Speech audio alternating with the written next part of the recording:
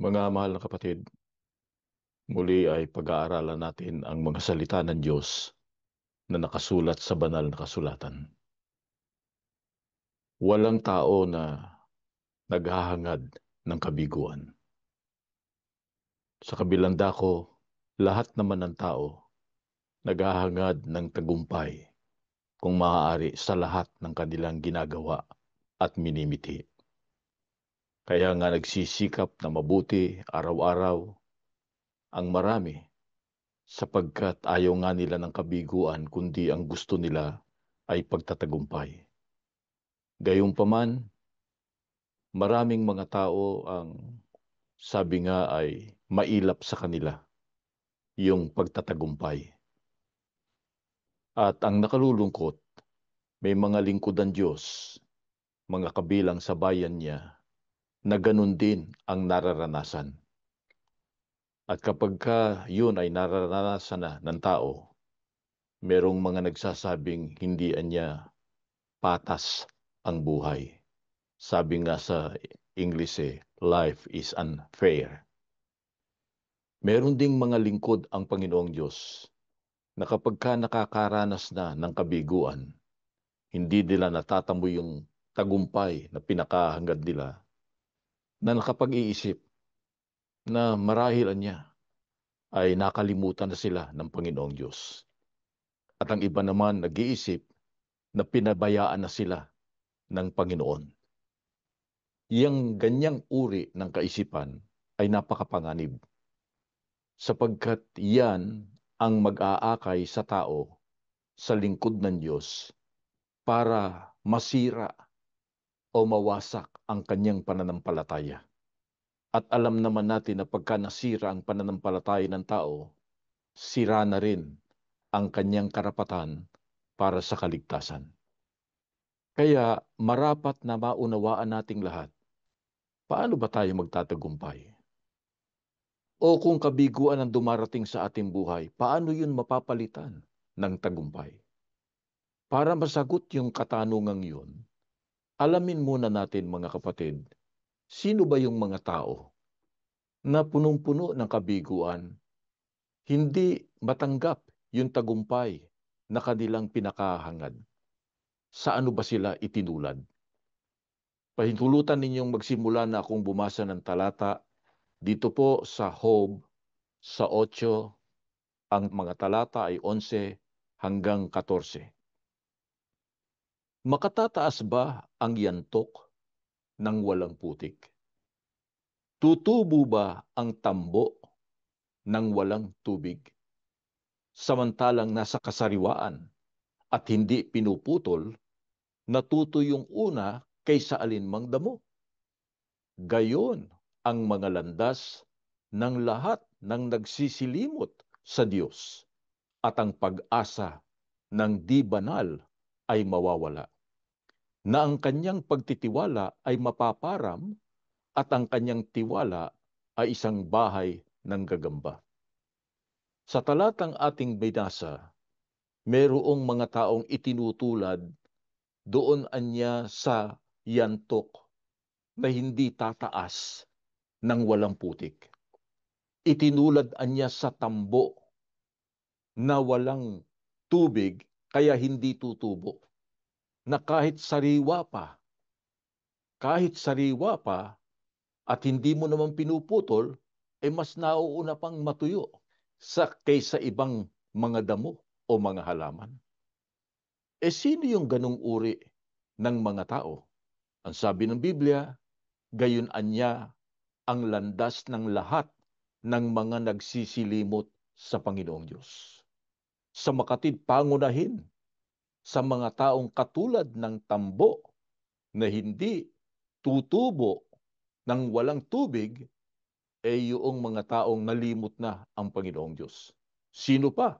Yun anyang mga hindi banal sa makatwid na sa kasamaan. Ang sabi ng Biblia, parang yantok yan na hindi makatataas. Pag sinabing hindi makatataas, hindi magtatagumpay. Mabibigo. Anong katunayan? Hindi ba sila umaasa rin? Yung ganyang uri ng mga tao, patuloy pa rin silang umaasa. Pero sa ano itinulad ang kanilang pag-asa at pagtitiwala? Ayon sa ating binasa, gayaan niya ng isang bahay ng gagamba. Ibig sabihin ni napakarupok. Kaya paanong magtatagumpay ang ganyang uri ng mga tao? Ngayon, maaaring sabihin ng makakarinig ng mga talatang ito na ay hindi sa amin yan. Sapagkat hindi namin magagawang limutin ng Diyos. Hindi namin siya nalilimutan. Imposible yun. Katunayan na niya pag kami nangyayari sa aming buhay. Lalo pa nga at nakatatakot yung nangyayari, nakagugulat. Ang unang lumalabas sa aming bibig, ang pangalan ng Diyos eh. At maaari namang sabihin ng mga nasa bayan ng Diyos na sila ay laging nananalangin sa Diyos. Patuloy pa yung kanilang panalangin, patuloy ang kanilang pagpapanata. Kaya paanong masasabing sila ay nakalimot na sa Panginoong Diyos? Kaya alamin natin, meron bang mga pagkakataon na ang tao, maging ang mga lingkod ng Diyos, ay nakalilimot sa Kanya nang hindi namamalayan? Pakinggan ninyo dito po sa Deuteronomio sa 8, ang talata po ay 11. Mag-ingat ka na baka iyong malimutan ang Panginoon mong Diyos sa hindi mo pagtupad ng kanyang mga utos at ng kanyang mga kahatulan at ng kanyang mga palatuntunan na aking iniuutos sa iyo sa araw na ito. Meron po bang mga lingkod ng Diyos na nakalilimot sa Kanya nang hindi niyan namamalayan? Meron po. Paano ba nakalilimot ng tao? Ang sabi ng Biblia, sa pamamagitan niya ng hindi pagtupad sa mga utos ng Diyos. Alam natin mga kapatid na ang Diyos maraming utos. Alam natin maraming doktrina, maraming aral ang Panginoong Diyos. Baka merong hindi na tinutupad yung mga utos na yun. Na sa halip na tuparin, nilalabag pa, kumokontra pa ron. Yun lang bang utos? Hindi po. Ang sabi pa nga sa ating binasa, yung kanyang mga kahatulan. Sa English, yung judgment, yung mga desisyon ng Panginoong Diyos. Alam niyo po, mga kapatid, sa kalagayan ng mundo ngayon, maraming nangyayari na ayaw ng tao. Maraming mga nangyayari na talagang ang damdamin ng tao salungat sa damdamin nila. Kaya hindi nila matanggap yung nangyayari. Pero may mga bagay na kalooban ng Panginoong Diyos na hindi mo pwedeng baguhin yun Katunayan, nasa mga hula pa nga Yun ang pasya ng Diyos na mangyayari. Magaganap yun Pero yung iba, hindi matanggap yun. Kinu-question pa ang ating Panginoong Diyos. Yun ay masama. Masama. Sapagkat ang kahulugan nun, nalilimutan mo na ang Diyos. Nalilimutan mo ang kanyang kahatulan. Pati na yung kanyang palatuntunan. Kaya masama kapag ka ang lingkod ng Diyos hindi sumusunod sa utos, sa aral, sa mga tuntunin at hindi matanggap ang kalooban ng ating Panginoong Diyos. Kaya sana wala sa ating ganyan. Gaano ba kahalaga na tayo ay maging masunurin sa mga utos ng Panginoong Diyos? Dito naman po sa Isaias 48, ang mga talata ay 17 hanggang 18. Ganito ang sabi ng Panginoon ng inyong manunubos, ng banal ng Israel. Ako ang Panginoon mong Diyos na nagtuturo sa iyo ng mapapakinabangan na pumapatnubay sa iyo sa daan na iyong marapat na lakaran. O kung dininig mo lamang ang aking mga utos, ang iyong kapayapaan ay naging parang ilog at ang iyong katwiran ay naging parang alon ng dagat. Sabi ng Panginoong Diyos, ako niya ang Panginoon na nagtuturo sa iyo ng mapapakinabangan. Tandaan ninyo mga kapatid, pagka ang Diyos nagturo, pakikinabangan natin yun. Hindi katulad ng tao. Maraming itinuturo ang tao, pero hindi pakikinabangan. Ikapapahamak pa nga Di po ba? Kahit pa mataas ang pinag-aralan yan at talagang tagapagturo yan, maaaring ikapahamak ng tao. Pero ang Diyos, garantisado. Anumang ituturo ng Diyos, yun ang pakikinabangan ng tao, lalo ng kanyang mga lingkod. Pagka sinabing pakikinabangan, andun yung tagumpay. Hindi po ba? Hindi ka mabibigo. Pakikinabangan mo nga eh. At ang sabi pa ng Panginoong Diyos, papatnubayan kita doon sa daan na dapat mong lakaran. Pagka ang patnubay ng Diyos ang nasa atin, paano kang mabibigo? Puros tagumpay ang tatamuhin mo. Anong katunayan nga? Sabi ng Panginoong Diyos, kung dininig mo lang ang aking utos, yung kapayapaan mo, aagos na parang ilog. Yung katwiran, parang alon ng dagat. Ibig sabihin, sunod-sunod na darating yun. Yung mga pagpapala, yung mga tagumpay, ibibigay yun ng Panginoong Diyos. Ganun ang Diyos eh. Kaya sabi nga, hindi tayo dapat madaig ng anumang pagsubok sapagkat ang Diyos ang tutulong.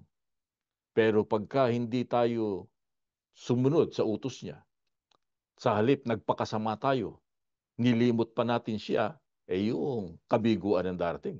Ngayon, bukod sa kabiguan, ano pa ang tiyak na daranasin nung ayaw ng sumunod o nagsasawa ng sumunod o hindi na sumusunod?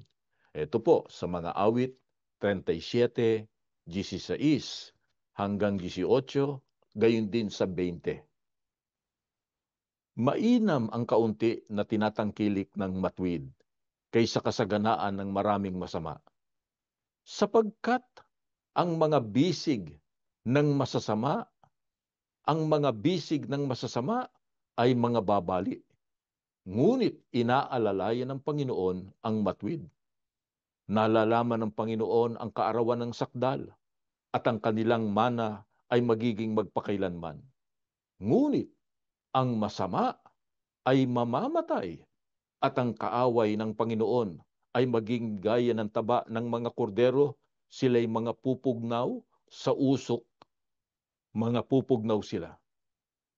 Ayon po sa Biblia, ano pa ang tiyak na daranasin noong hindi na sumusunod sa mga utos ng Diyos, ng mga taong masasama, ng mga taong nakalilimot? Ang sabi ng Biblia, pagkaan niya masama, yung mga bisig niya, mga babali. Ano ba ang kahulugan nun? Alam niyo mga kapatid, maraming sinasagisag ang bisig.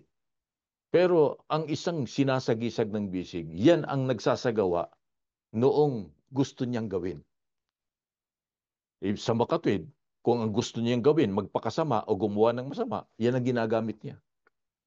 Kung ang gusto niya, mang-api ng tao, yan ang gagamitin niya. Kung ang gusto niya ay lumaban sa kabutihan, yan ang gagamitin niya. Ano sabi ng Panginoong Diyos? Babaliin niya yun. Yang bisig ng masasama. Hindi mamamalagi yan na nagtatagumpay, yang taong yan. At ang sabi pa nga rito, ang masamaan niya ay mamamatay. Maaaring mamatay na mawalan ng kanyang buhay, maaari namang dumating yung ikalawang kamatayan sa kanya at tiyak na darating sa kanya yung ikalawang kamatayan doon nga sa kapurusahang walang hanggan, sa dagat-dagatang apoy. Kaya sana kung may mga nabubuhay sa kasamaan, magbagong buhay na. Matawagan ng pansin, lalo na kung halimbawa yung kasamaang ginagawa ay laban sa bayan ng Diyos. Kung yung kanilang kasamaan ay sumisira sa bayan ng ating Panginoong Diyos. Tiyak, yung mga taong yan, puputulin ng Diyos ang mga bisig.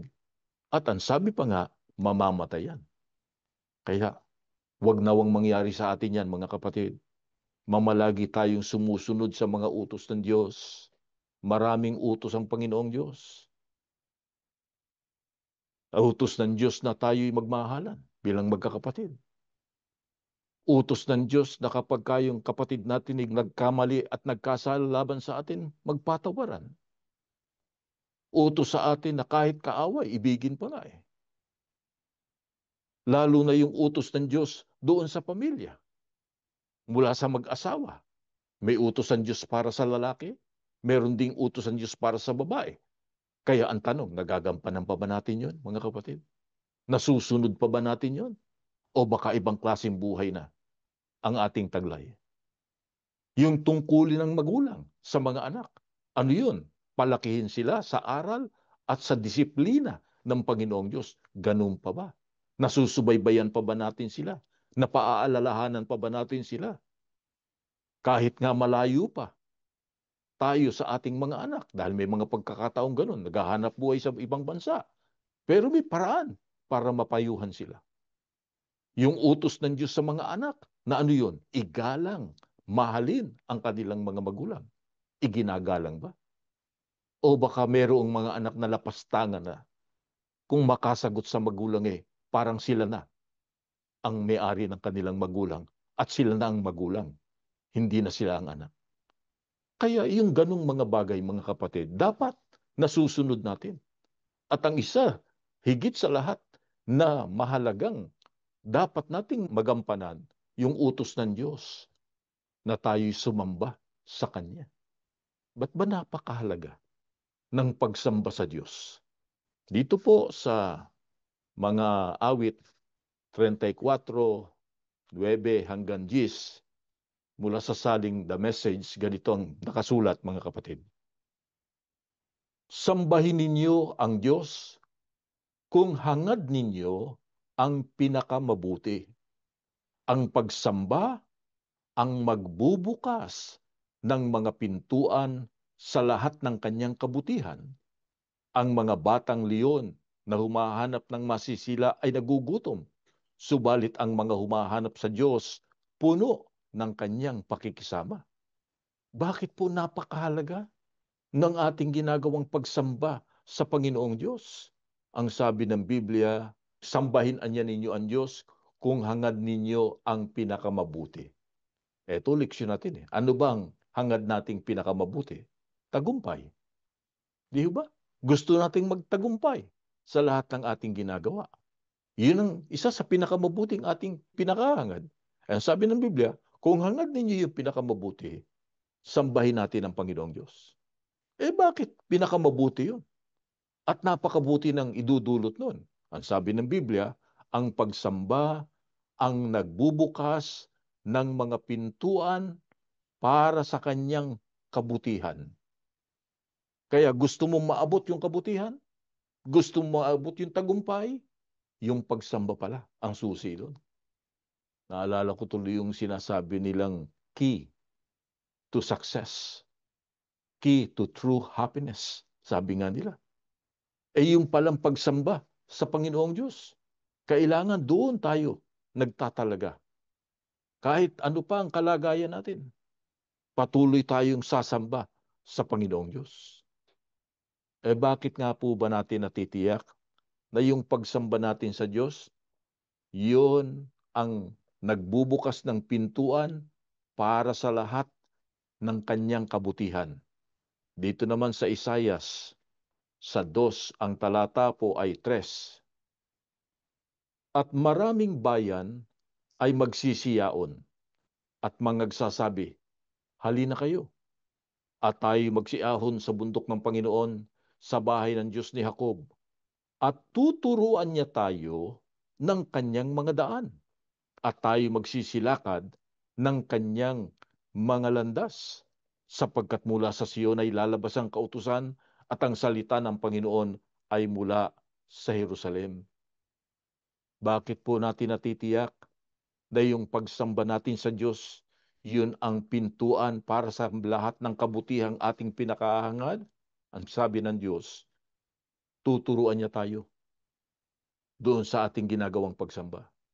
Nung araw sabi nga magsiahon anyak tayo sa bundok, sa bahay ng Diyos. Kasi ang bahay ng Diyos nandoon. Kaya kailangan pa silang umahon doon para sumamba. May sakripisyo.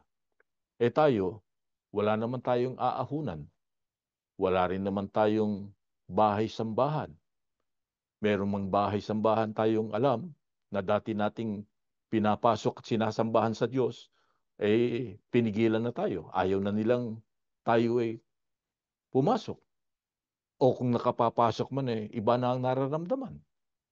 Ang sabi ng Biblia, yung pagsamba. Mayroon tayong pagsamba. Awa ng Diyos, sa kabila ng ating kalagayan, binigyan niya tayo ng kaparaanan. Ito nga pong ginagawa natin ngayon. Kung tawagin EGM o Ecclesiastical Group Meeting, ito'y internet na assembly o pagtitipon. Pero yung mahalaga doon na ituturo ang mga landas, yung daan ng Panginoong Diyos. Tinuturuan niya tayo ng kanyang mga aral, ng kanyang mga salita, na totoong kailangan natin. Sa nangyayari ngayon sa mundo na napakagulo, laganap ang kahirapan, laganap ang kasamaan, laganap ang maraming iba't ibang uri ng mga suliranin, pati na nga po ang mga karamdaman o sakit, kailangan natin ang aral ng Diyos. At higit sa lahat, dahil sa laganap pa rin ang kadiliman sa bayan ng Panginoong Diyos. Ang kasamaan na ginagawa ng marami na sumisira sa pananampalataya ng marami, kailangan natin ng aral ng Panginoong Diyos. Kailangan natin ng patnubay ng ating Ama. Kaya napakahalaga. Pagtalagahan natin ang pagsamba. Ano naman ang kasamaan pagka iyan ay ating pinabayaan? Dito po sa Ebreo, sa 10, ang talata ay 25 hanggang 27.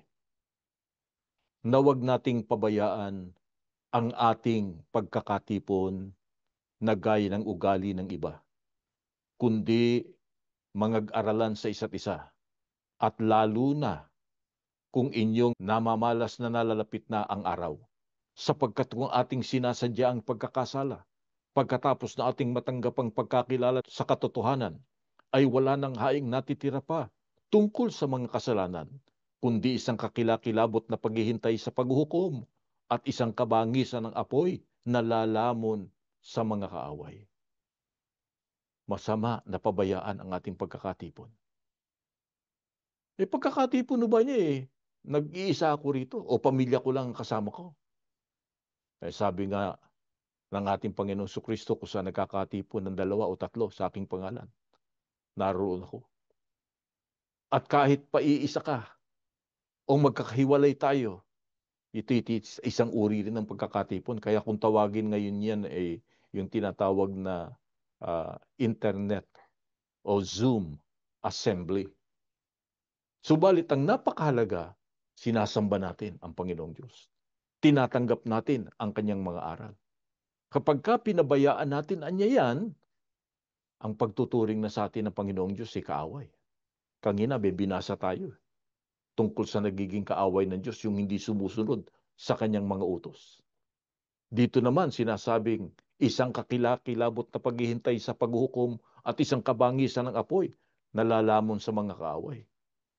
Kaya nga, kahit ganito lang ang ating paraan na sa tingin ng iba ay hamak, simpleng-simple lang ang ating pagsamba. Gayunpaman, pagsamba pa rin ito. Sabi ng iba, walang kwenta yung pagsamba ninyo. Internet lang online lang pero ang totoo, mga kapatid, kahit ang iglesia, may mga pagkakataon sa loob din ng ilang taon, lalo na noong panahon ng salot o pandemic, na ang kanilang pagsamba ay ginagawa rin through internet, online din. At ang totoo, hanggang ngayon, patuloy nilang ginagawa yan. Di po ba? Yung tinatawag na Webex. Oh, paano bang nangyayari? Di ba puros internet din? O kaya ay online din? Doon din nakikinig. Kaya kung minsan nga nasisira pa, nawawala yung kaayusan. Ang sabi ng Biblia, ang mahalaga ron, sumasamba tayo sa Panginoong Diyos. Sapagkat kung hindi natin gagampanan ng ating tungkulin, parusa ng Diyos ang ating tatamuhin. Kaya ganito man ang uri ng ating pagsamba, mga kapatid, pagtalgahan natin yan, yung pagsambang yan. Pero sapat na ba na tayo'y nakasasamba? Sapat na ba na tayo'y nakadadalo? Pabasahin ko po ang nakasulat sa 12:28 ng Ebreo. Nakikita ba ninyo kung ano ang ating nakamit? Isang hindi mauuga na kaharian. At nakikita ba ninyo kung gaano tayo dapat maging mapagpasalamat? Hindi lamang mapagpasalamat, kundi nag-uumapaw sa pagsamba na taimtim na nagpapahayag ng pagpipitagan sa harap ng Diyos, sapagkat ang Diyos ay interesadong tagapagmasid. Hango po ito roon sa The Message.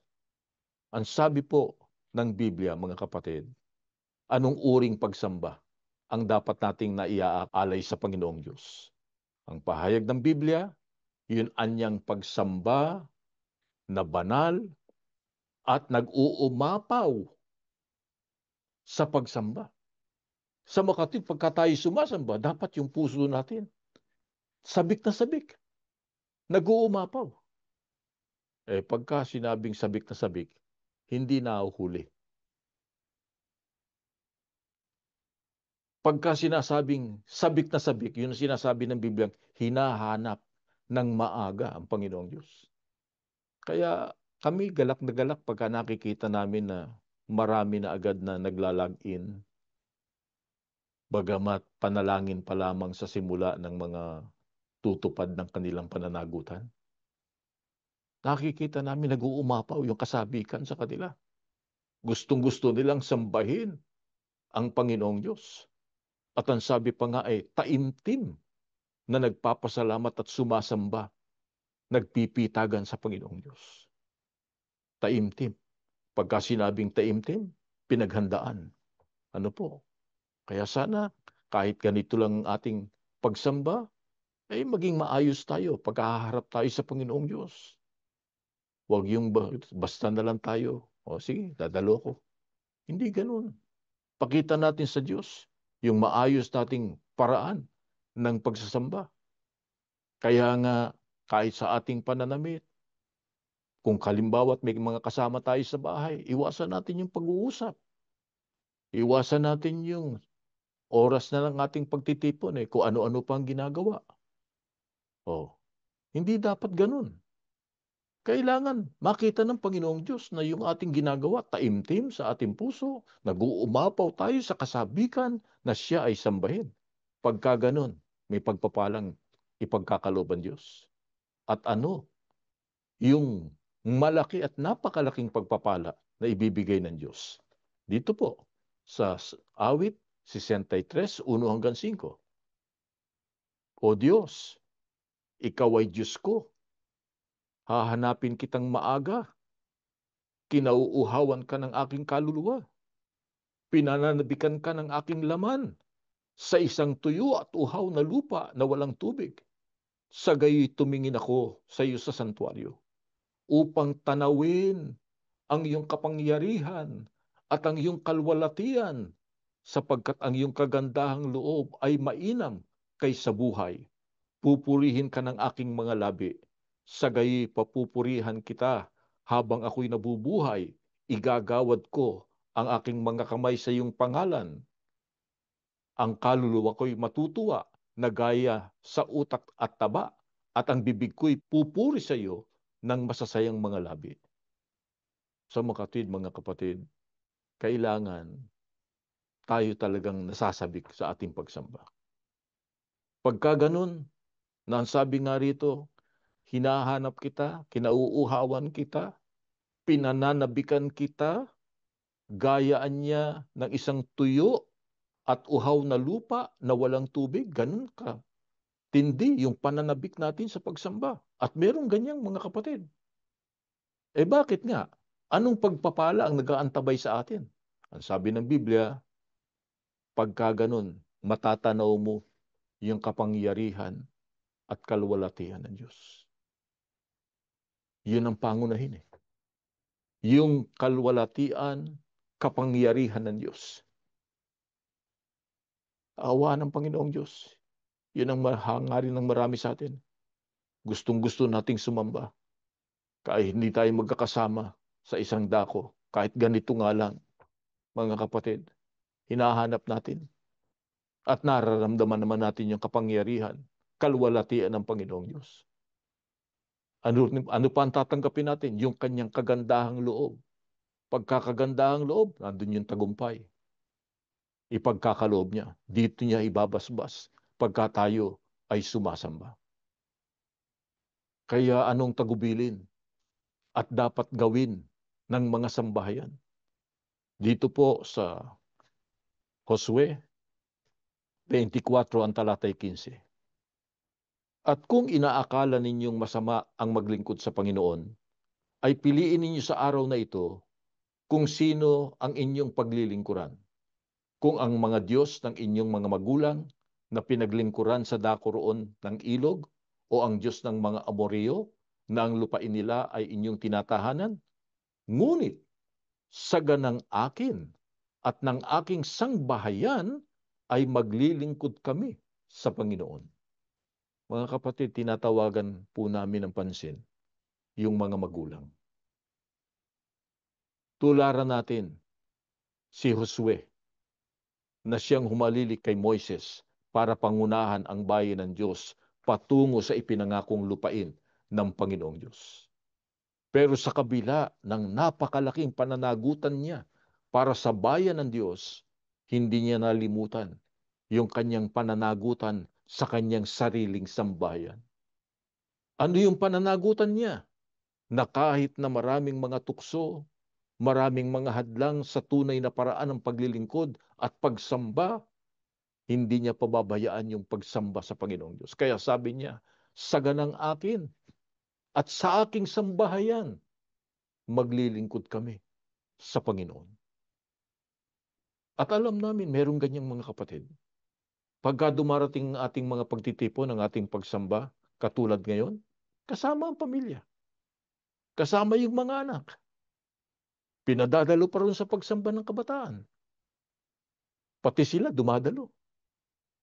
Bakit po? Sapagkat sa tunay na mga lingkod ng Diyos, ang pinakamahalaga ang pagsamba sa Panginoong Diyos. Nagagampanan natin yung ating pangunahing tungkulin sa Panginoong Diyos at tinatanggap natin ang maraming pagpapala, lalo na ang kapangyarihan ng Panginoong Diyos. Kaya gaano kahalaga yung tayo ay nakasasamba? Sa isang lingkod ng Diyos na nakakaintindi, nakakaunawa ng kahalagahan ng pagsamba, anong kanyang pananaw pagdating sa pagsamba? Ito po ang babasahin ko sa mga awit 84, 4, 10 hanggang 12. Mapalad silang nagsisitahan sa iyong bahay. Kanilang pupurihin kang palagi, sapagkat isang araw sa iyong mga looban ay mabuti kaysa 1,000. Aking minagaling na maging tagapagtanod pinto sa bahay ng aking Diyos kaysa tumahan sa mga tolda ng kasamaan. Sapagkat ang Panginoong Diyos ay araw at kalasag. Ang Panginoon ay magbibigay ng biyaya at kalwalatian. Hindi siya magkakait ng anumang mabuting bagay sa nagsisilakad ng matwid. O Panginoon ng mga hukbo, mapalad ang mga tao na tumitiwala sa iyo. Gaano kahalaga ang pagsamba sa mga tunay na lingkod ng Panginoong Diyos? Anong kanilang pananaw? Sabi nga ng lingkod ng Diyos na binasa natin, mas mahalaga ang isang araw na pagsamba sa Diyos kaysa 1,000 araw. Mas mahalagaan niya na ako ay nasa bahay ng Panginoong Diyos, katumbas nung ako'y sumasamba, kaysa nandoon ako sa tolda ng kasamaan, kaysa ang ginagawa ko yung mga kasamaan. Bakit mas mahalaga yung pagsamba sa Diyos? Sapagkat ang Diyos niya ang ating kalasag, siya ang ating tagapagsanggalang, ang Diyos niya ang nagbibigay ng biyaya at ng kalwalatian.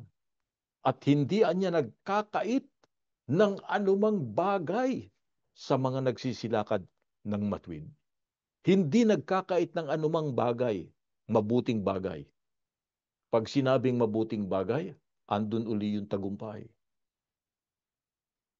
Kaya akayin natin ang ating pamilya.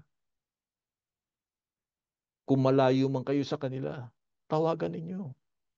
Tiyakin ninyo na nakaka samba sa tamang kaparaanan sa ating Panginoong Diyos. Napakahalaga nun. Huwag tayong magpapabaya. Ano ba ang dahilan? Kaya nagsisikap ang magulang. Ano ba ang dahilan? Kaya nagtitiis ang magulang na malayo sa kanyang pamilya. Hindi makita sila ng ilang taon. Kasi gusto nilang mapabuti ang kanilang mga anak. Gusto nilang mapabuti ang kanilang pamumuhay bilang sambahayan. Ito ang susi sa lahat ng kabutihan ng Panginoong Diyos. Ito ang niyang pintuan para sa lahat ng mabubuting bagay. Kaya kailangan pagtalagahan natin yung ating tungkulin. Patuloy tayong sumamba, maglingkod, ano man ang mangyari sa ating buhay. Huwag tayong tatalikod sa ating paglilingkod. Sabi nga nung iba, mangyari na ang mangyayari. Hindi kami hihiwalay. Susunod kami sa kalooban ng Diyos. Gagampanan namin ang aming tungkulin. Yung iba naman nasasabi nila, ito na nga lang aming nagagawa. Hindi pa namin gagawin. Yung iba naman, ang kanilang pag-asa, pagka sila'y sumasamba, doon nila mararanasan ang kapangyarihan ng Diyos. Yun ang nagpapalakas sa kanila, sa kanilang pananampalataya, nagpapatatag ng kanilang pag-asa para wag silang mawalan ng tiwala. Wag silang panghinaan. Dumarating sa buhay natin yan, mga kapatid. Lalo pa nga at napakarami ng problema sa mundo. Dagdag pa ang higit sa lahat, yung suliranin sa bayan ng Diyos. Kailangan natin siya. Kailangan nating maranasan ang kanyang pakikisama. Kaya dapat tayo laging lumalapit sa kanya, dumudulog, nagmamakaawa. Sabihin natin sa kanya, Panginoon, kung meron kaming pinakahangad na sambahayan, yung maranasan ka sa tuwid-tuwid na. Kaya kahit ganito ang aming pagsamba, dalawin mo kami. At yun naman ang lagi namin pinakikiusap pagka nananalangin kami sa aming pansarili, na sana kahit saan kayo naroroon, abutin ng Diyos ng pagpapala, ng basbas ang ating buhay. Sapagkat yun ang pinakamahalaga sa atin. Yun ang nagpapatunay na kailanman hindi tayo nag-iisa, hindi niya tayo iniiwan, itinataguyod niya tayo, at hindi niya kailanman pababayaan. Yan ang lagi nating ipakiusap sa Kanya. Tumayo kayo ngayon, mga kapatid, at tayo po'y manalangin. Ama namin Diyos, salamat ng napakarami sa iyo, sapagkat lagi naming nararamdaman ang iyong mga kagandahang loob, araw-araw ng aming buhay. Hindi mo kami pinababayaan. Naghihirap man ang mundo, ibinibigay mo pa rin ang aming mga pangangailangan.